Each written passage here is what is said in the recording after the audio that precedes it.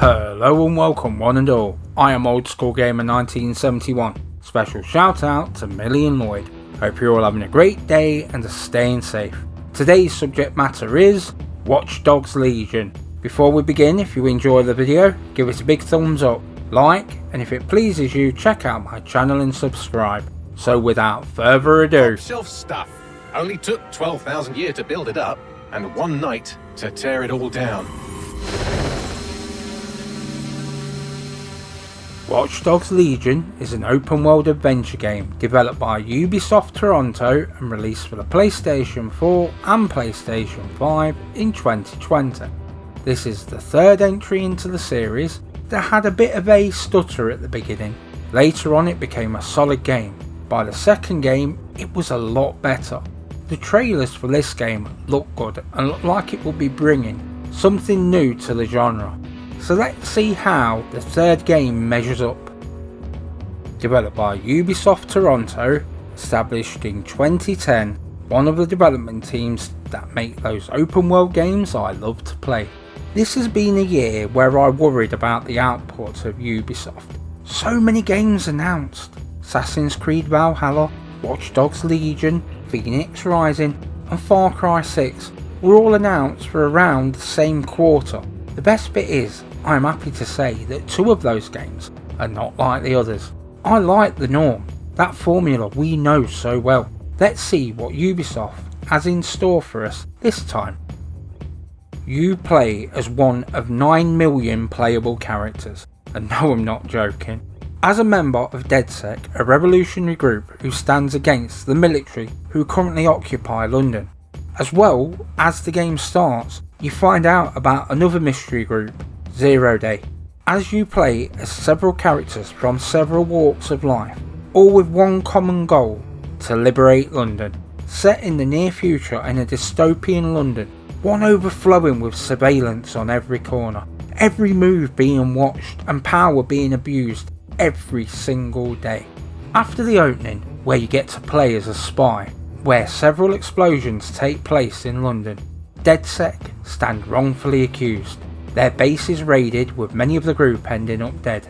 You must rebuild and clear the DedSec name and free London from its military oppressors. And who exactly are Zero Day? So is this Watch Dogs Legion? Or is it Sleeping Dogs Bonio? The controls are easy enough to use. They are mapped slightly differently to Ubisoft's other games. But for me, it's the skill tree, or lack thereof. What we get instead is tech for you to purchase. Your skills are already on your recruits, so you have to pick the right ones. It's the tech that complements and improves what some of them can do. One of the many things that impress me with the game are the puzzles, whether it be hacking into the mainframe or unlocking your path, or maybe even scaling some building for some out of the way collectible. You will find yourself scratching your head sometimes, and that is a good thing, as once you do get past it, you will be grinning. Until the next time.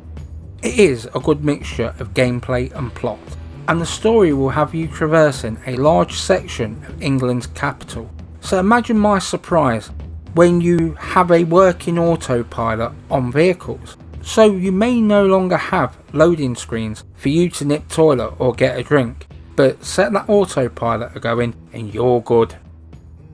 This is one good looking game, and that includes the characters. Because there are 9 million playable characters within the city, everyone looks equally as good.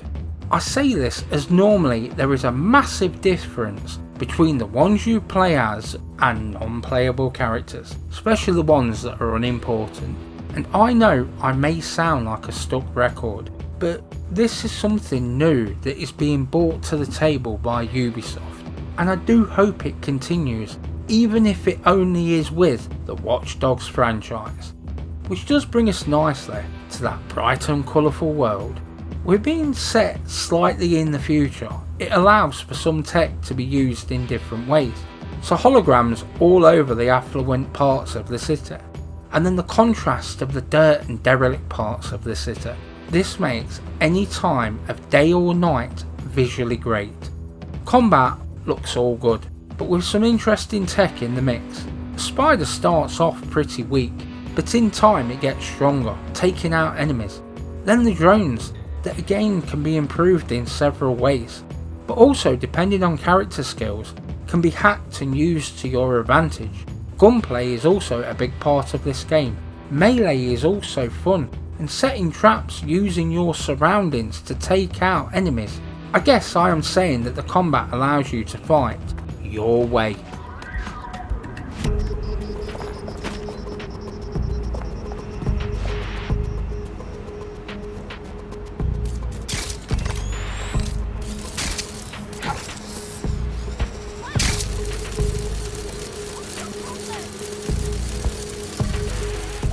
So the ambient sound really helps bring the city to life.